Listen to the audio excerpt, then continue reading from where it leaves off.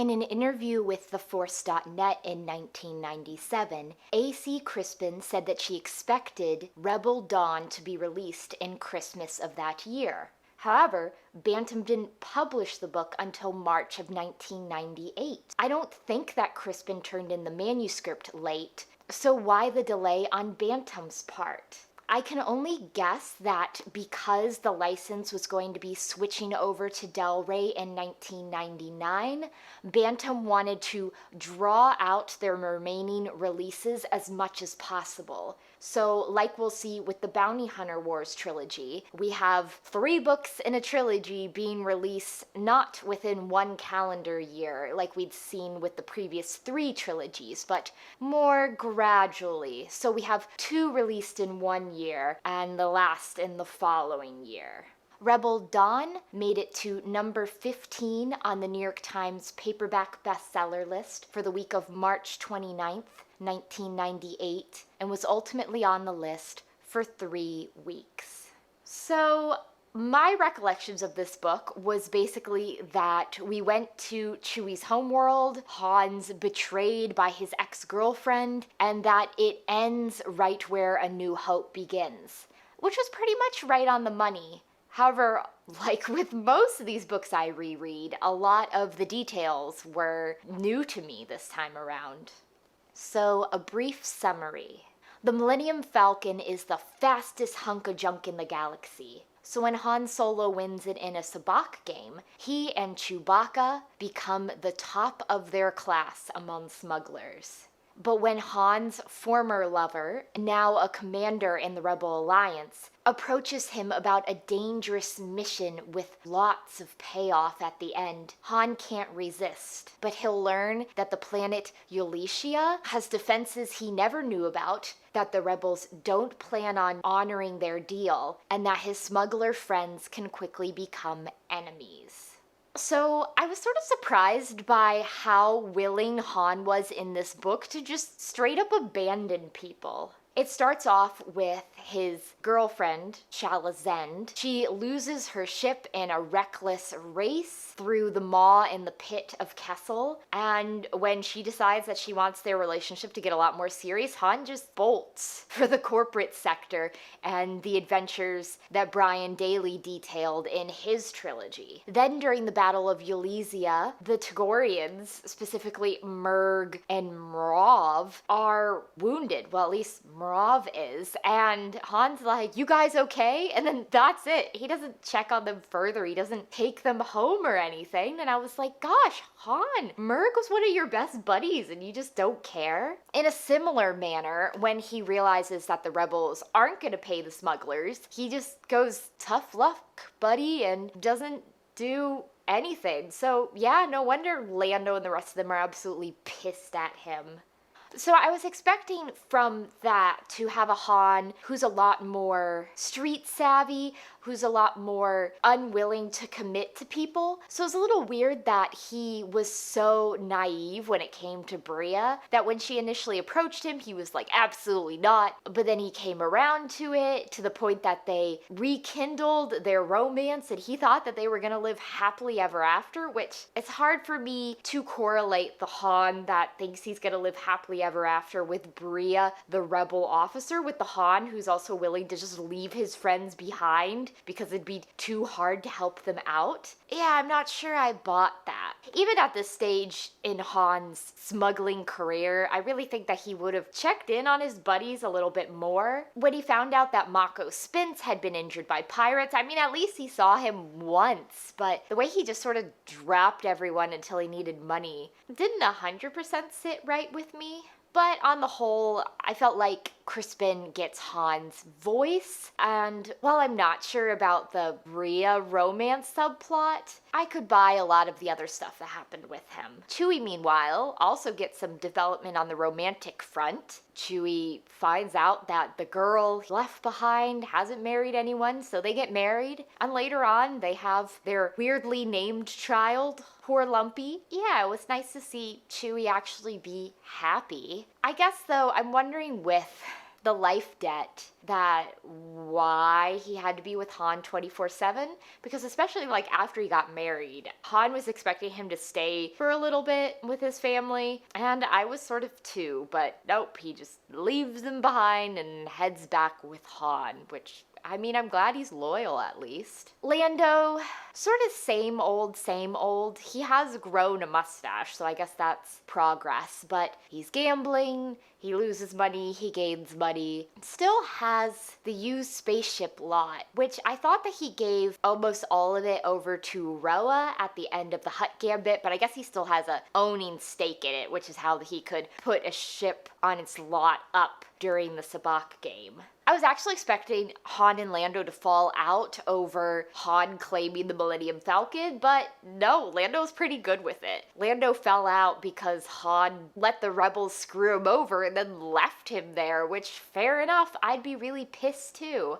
I guess I was, in a way, expecting that if they weren't going to fall out over the sabacc game, that would be something really big, and I'm not sure that the Battle of Eulalia was really big enough for their falling out, but I was willing to accept it. And then we had Bria.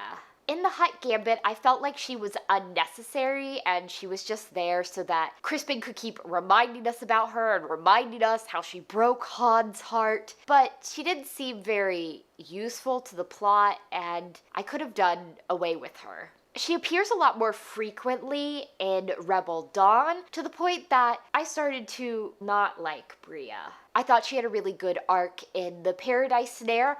Basically, how does an addict stop? How would she give up something like that she feels like she can't live without? And almost in a way, I feel like she traded the addiction for the exaltation in the Paradise Snare for just this complete focus in the rebellion. I don't want to say that she has an addictive personality, but she seems to dedicate herself to the rebellion at all costs, even at the point of losing friendships and losing relationships, which doesn't really feel like a good thing. Obviously, fighting against an evil empire is something that you should root for and admire, but Bria sort of takes it to such an extreme that she becomes both unlikable and unbelievable. What I find unbelievable is how essential she seems to be to the rebellion, this character that we've never heard of before, we've never heard her name mentioned. But in Chapter 7, we hear that she was the one that convinced Bail Organa that he had to join the rebellion and drop his pacifist stance, which... it seems as though if it weren't for Commander Bria meeting with rebels, the idea for the Rebel Alliance would have never even materialized, which just feels like bogus to me. I'm pretty sure that the Rebel Alliance could have limped along just fine without Bria Theron, but it's that aspect, the aspect that she's just so integral to this organization, to this fight, that makes me feel like she's a bit of a Mary Sue. I don't like to call characters Mary Sue because I feel like it's disregarding aspects of their personality or struggles they may have and just focusing on the parts that they're really, really good at. But Bria as this hugely influential rebel officer doesn't work for me. And she just manages to be everywhere. She's meeting with Winter and other people. She knows Mon Mothma. She's one of the team that's there on Toproa when they gain the Death Star plans and send it to Princess Leia's ship. And she dies, and all her team dies, which that's fine. I mean, obviously that's what happened in Rogue One. Like, they all died getting the plans out. But really, it had to be Bria. And then we have our baddies. Boba Fett is still trying to collect the bounty on Bria's head. He manages to get her once, but fortunately Lando's there, and their ship is attacked by Lando's pirate ex-girlfriend, so it all turns out okay. I did like, though, the little bit of the honorable side we got to see of Fett. Basically that Bria asked him to get word to her father that she was dead, and when she did die, he did do that in a way. So I guess I liked seeing Fett, and I liked seeing him stopped, but in a more logical way than how it happened in the Hutt Gambit, because this time around, 30 pirates with their blasters on him, yeah, I feel like that would stop him and make him think about things, even if they did still have to bribe him in the end. And then we have an awful lot of Hutt politics. Crispin really likes Hutt politics. If you thought there was a lot of Hutt politics in the Hutt Gambit, there's even more in Rebel Dawn. So we have Durga trying to uncover who murdered his father, ending up in debt to Black Sun, which explains why he was one of Shizor's Vigos in Shadows of the Empire. And then we have Jabba basically taking the reins of power from his aunt and eliminating her baby so that it wouldn't be a threat. I liked getting to see the Hutt council, so to speak, where they met, and I liked that Hutts could challenge each other to one-on-one combat, although I'm not sure how exciting it would be because they basically just seem to chess smash each other over and over again until one of them wins. And then again, we have Teroenza, the high priest on Eulegia. He's trying to take power for himself, but he gets taken out by Boba Fett, so that's good. So, with Rebel Dawn, I noticed a few things. Some of them were continuations from issues I'd had with the previous two books, and then some of them were things that I hadn't noticed before, so I'm not sure if I just skimmed over them previously, or this was the first time around that Crispin fell into this trap. The first is excessive use of epithets. In this case, she likes to refer to Han as the Corellian and Lando as the Gambler. I am not a fan of epithets. I think it's much easier to just use the character's name. It's less awkward, and it really weakens your writing to keep having things like the Gambler slammed him against the wall, or the Corellian thought about it for a while. Don't do that, please. Stop with the epithets. I didn't like the epithets in Rogue Squadron, and I don't like them now. I also found, once again, that Crispin summarizes things. So in the beginning of chapter 5, we have a statement that after 5 months, Han and his Wookiee first mate were at the top of their game, or something like that. And it's like, okay, maybe show us some of those smuggling jobs that made him top of his class. Instead, the only one we get is the race that Shala Zend and Han have coming back from Kessel that causes her to lose her ship. In a way, parts of the Han Solo trilogy feel like a biography to me, that we have some things in detail, mostly battles, but then other things will just have summary sentences, summary paragraphs. And I don't like summaries when I could have the nitty-gritty details.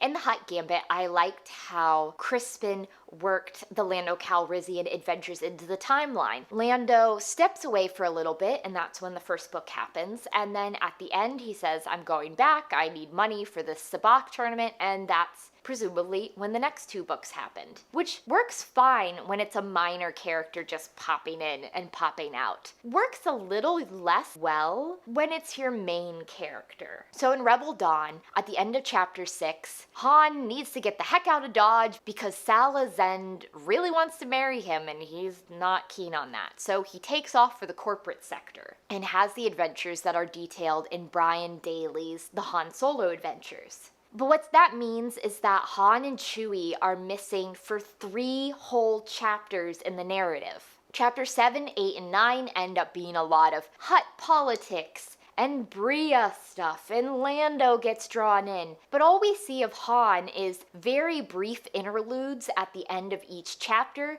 basically each one sort of summing up what happened in the corresponding Daley book. And then he and Chewie just arrive back on the scene in chapter 10. And that just doesn't work for me to have your main character step away from the narrative for such a huge chunk of the story. Weird reading, because you're reading and you're like, oh, when's Han gonna come back? Oh, he's still in the corporate sector. Well, No, okay. And then finally, 3 chapters later, he's back. So I'm not sure how Crispin could have better integrated the Han Solo adventures in here. Maybe having them take place between books, but that would mean that the sabacc tournament couldn't happen at the beginning of Rebel Dawn like it does. So maybe if I were to fix this, I would move the sabacc tournament to the end of the Hutt Gambit, then have Han go away between the book, and then that would give us room for more Han escapades in this book itself. I also felt like this sort of messes up the timeline at the end. The Battle of Eulegia is in chapter 14, and there's 16 chapters and an epilogue. So what that means is that Han leaves the battle, he didn't get any treasure really, he's heading out with a bunch of slave children, and he gets a call from Jabba to pick up some spice. So he picks up the spice, then he has to dump the spice because an Imperial patrol is right on his butt, drops the children off, comes back, spice is gone, reports it to Jabba. Jabba says, "You have 10 days to pay me back." And then we're right there at the beginning of A New Hope. And I always felt like Han having dumped the spice and owing Jabba had to have happened longer ago before the start of the movie, and that he's been dodging Jabba for a while, not that it's been not even 2 weeks since it happened. But I think the biggest problem I had with Rebel Dawn is just that apparently the 10 years of Han Solo's life before A New Hope all boiled down to this tragic relationship he had with Bria and how it affected him for years and years and years. I can buy that her leaving him at the end of Paradise Snare is very upsetting. But then the fact that he keeps thinking about her over and over again in the Hutt Gambit. We have 2 brief interactions with her to just keep that flame alive. He still feels upset about her all the way into Rebel Dawn, gets back with her, is betrayed by her again, although I would argue that her leaving him in the first book was not a betrayal because dating an addict while you're in the Imperial Academy probably wouldn't have worked out well for him, so I guess I don't agree with Bria being so integral to his life, literally right up to the end, that when he's in Tatooine, that he's still thinking about her because he's just heard that she's dead.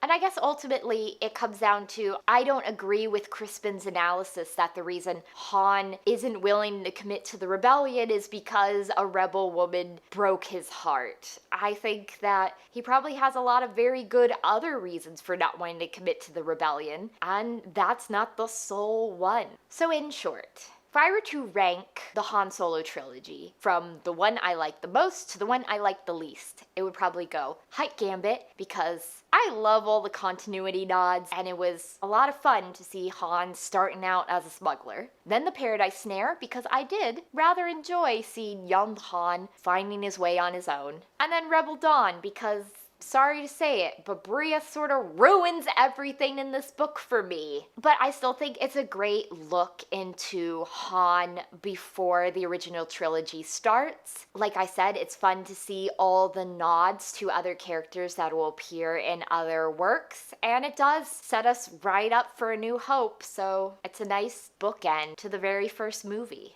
So next time, I will be reading Corran Horn's big hardcover adventure, I, Jedi, by Michael A. Stackpole.